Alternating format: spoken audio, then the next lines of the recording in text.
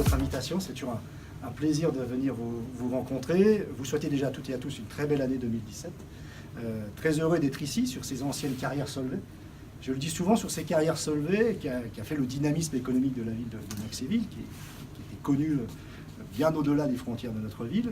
Sur ces carrières Solvay, il y a plus d'emplois aujourd'hui qu'à l'époque des carrières Solvay. Et ça, c'est grâce à vous, chef d'entreprise, qui vous êtes installé sur ce lieu. Sur Saint-Jacques 1, Saint-Jacques 2, parce que c'est cela qui est évoqué et qui vous concerne, quelques sujets d'actualité. De nouvelles entreprises vont arriver.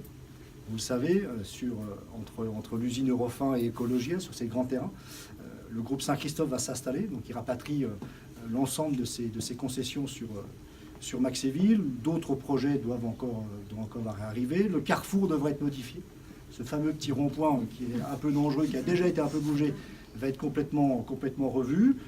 Sur Saint-Jacques 2, je crois qu'il reste 2 emprises foncières, quelques touches, bon, ça avance tout doucement. Et puis il reste ensuite toute la partie des carrières.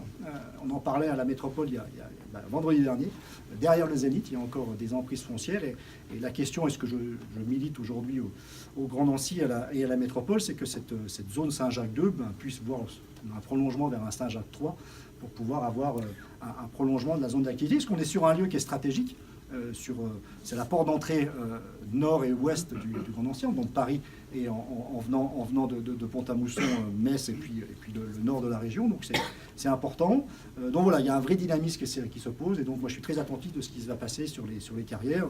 Il y avait d'autres projets que j'ai stoppés. Moi j'aimerais bien voir du développement économique s'installer sur la commune de Maxéville, qui est la seule commune de la métropole qui voit son nombre d'habitants augmenter.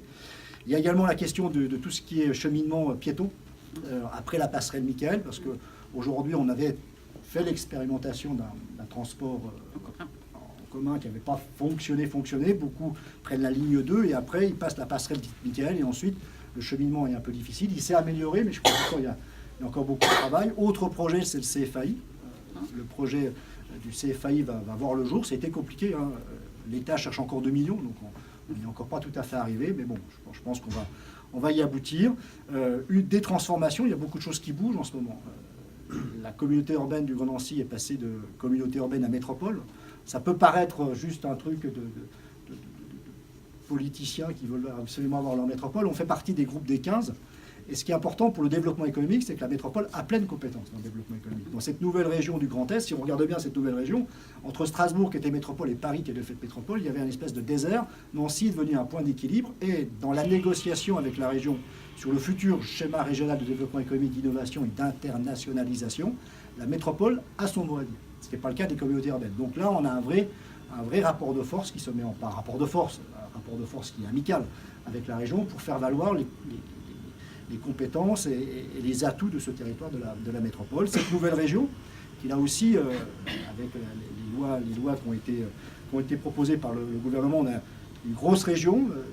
Moi, j'y suis conseiller régional. C'est sûr que l'espace est beaucoup plus large, c'est beaucoup plus difficile d'avoir accès. Et là, on est en pleine négociation sur ce schéma de développement économique où, et c'est ce point-là que je discute beaucoup, il faut avoir aussi la vision de l'entreprise.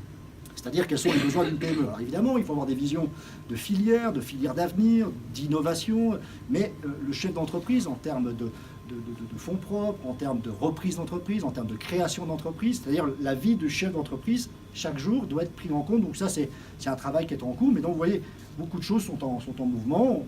On va avoir cette année également, ça ne vous a pas échappé, des élections présidentielles et législatives. Certains nous prédisent le pire, d'autres voudraient retourner même au siècle dernier avec des vieilles recettes. Moi, je fais partie de ceux qui, je pense qu'il faut que ça bouge. Il faut que ça bouge. Je sais, je le dis partout, donc je peux le dire devant vous. Je pense qu'il faut libérer ce qu'on appelle les énergies. Il faut avoir deux pieds forts. Un pied fort au niveau du développement économique, où il faut libérer les énergies, laisser le chef d'entreprise prendre des initiatives, libérer son action, et puis l'autre côté, l'autre pied qui est plus social, et où il faut également avoir ce pied-là. Donc bon, discussion, des programmes sont posés, il faudra faire un choix. Mais ça aussi, c'est des choses qui bougent. Donc voilà, je vous souhaite à toutes et à tous une très très belle année 2017, qu'elle vous garde en bonne santé, qu'elle vous permette de réaliser vos projets, réaliser vos rêves. Il faut rêver. Toujours rêver, même un chef d'entreprise, il faut rêver. Mais si, le rêve c'est important. Ceux qui ne rêvent plus n'avancent plus. Il faut rêver. Je crois que c'est Jacques Brel qui disait « Je vous souhaite d'avoir des rêves à l'infini et d'en réaliser quelques-uns ». Voilà, ce que je vous souhaite, c'est d'avoir des rêves à l'infini et d'en réaliser quelques-uns. Bonne année à tous. Merci.